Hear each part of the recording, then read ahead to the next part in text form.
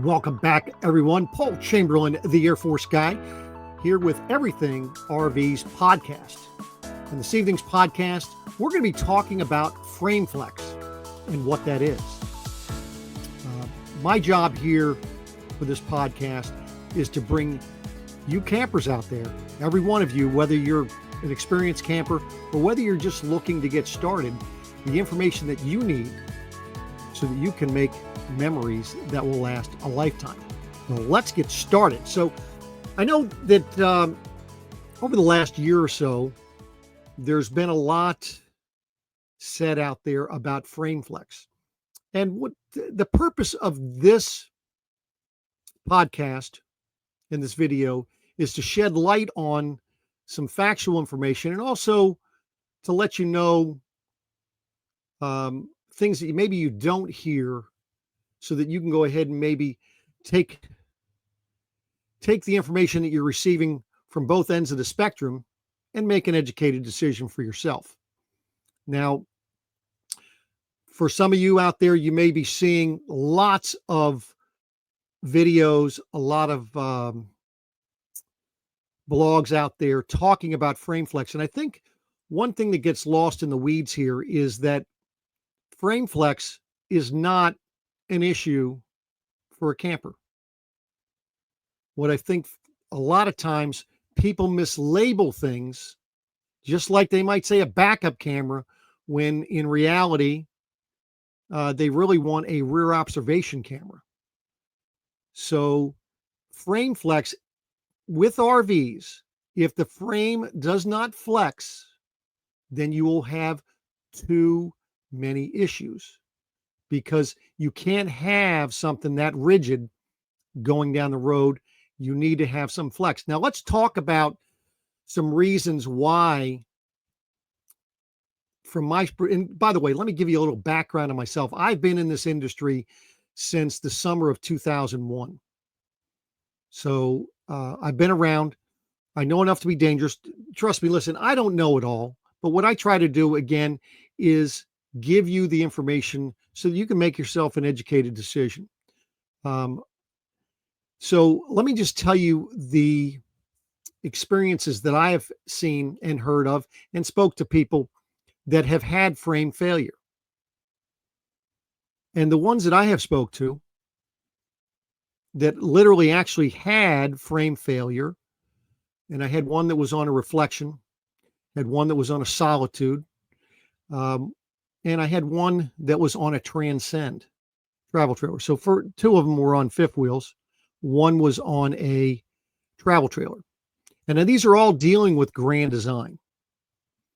Now, the two that were on the fifth wheels, the problems that they had were that they added aftermarket suspension to their campers, and they were taking them off-road through different terrain that you typically wouldn't see or take them on if they were going on a paved surface. And both of these individuals had a third-party frame shop look at the issues that they had with their frame failure and determine that it was the aftermarket products that they put on that caused the issue. Now, both of them, their insurance companies went ahead and totaled their campers. And so they received a payout to replace them, and they were okay with it. And the weird thing is, or I guess the funny thing is, and I'll go over this again a little bit later, was both of these individuals ended up buying another Grand Design. And they're hoping that they don't make that same mistake again. The individual on the Transcend, they were not clear whether or not it was something that they added after the fact or not, but they were very thankful for the fact that they happened to be at a Grand Design rally.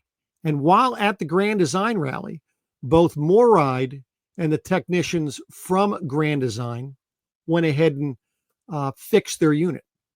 Now, there's a lot of blame being thrown out around there. And I'm just going to give you what I observed and things that I see and hear of, because I could tell you I've been selling Grand Design since it came out. And I can honestly tell you that not one of my customers that I sold to has had an issue with frame failure. And I sell Grand Design to this day. As a matter of fact, I own a Grand Design as well. Um, so, but I can tell you that a brand that is supposedly having all of this supposed frame failure issues, that turns around and goes ahead and offers to fix, I would say, the majority of these people's problems, even when somebody even purchased it as a used camper, says a lot about the company standing behind their product.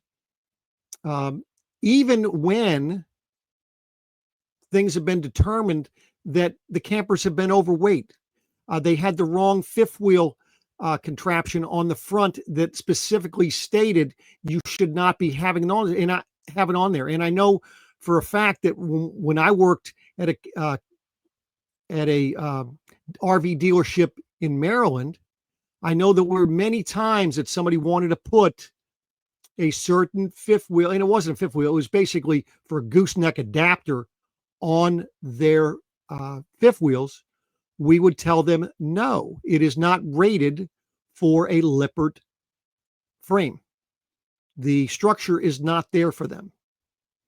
On top of that, so not only were people over putting too much payload or items on their camper, people were putting the wrong fifth wheel adapters on the front. Some were also towing things that were too heavy from the back. So, you've got to take, in my estimation, I've seen this, and I don't care what you look at with complaints and so forth online, every single time you will notice that there are more complaints than there are people that are saying good things about something. Because people that are going out and having a good time, making memories that are going to last a lifetime, those individuals don't have time, nor they want to take the time to go ahead and, drop a 5-star review or say that great things are, but they are. I mean, I've been to a number of Grand Design rallies, and it is a very refreshing opportunity to be around people that actually enjoy the campers that they have. I can't say that that's the case with everyone. And there is not a company out there that would be willing to, if the frame failure issue was the amount that some people on social media are putting out there, saying that it's that bad. If it really was that bad, I doubt a company would come out and go ahead and change their warranties to this. You get a 1-year overall warranty, you get a 3-year structural warranty, and you get a 5-year frame warranty. On top of that, all 3 of those warranties are transferable. No company in their right mind, if the issue was that bad, would be coming out giving that type of warranty if the claims were true, saying that that they're all like that. Now, granted, trust me, it's like anything else. Are there going to be issues? Absolutely. Doesn't matter what brand you buy out there, there are going to be issues. But it comes down to how well the manufacturer is standing behind their product. And I can tell you from the customers that I have not had one customer complain about Grand Design not standing behind their product. It's more that when I tell them to go ahead and call Grand Design customer service, they're calling me back and saying, Paul, I can't believe it. They're going to go ahead and send me a door. They're going to go ahead and send me a range top. They're going to go ahead and, pay to go ahead and have a mobile tech come out and replace my refrigerator. They are thankful. things could always be worse. But I just wanted to bring light to the fact that do your homework, talk to all kinds of people, go ahead and go on the Grand Design Facebook pages for people that have them. Yes, you're going to find people that have had issues, but I think for the most part, you're going to find a manufacturer that is going to be there after the sale. And they do a very, very good job on that. And that's why I'm proud, and I have no qualms when somebody is asking me my professional opinion about Grand Design. Now, I know there's going to be people that are probably going to slam me for this, and that's okay.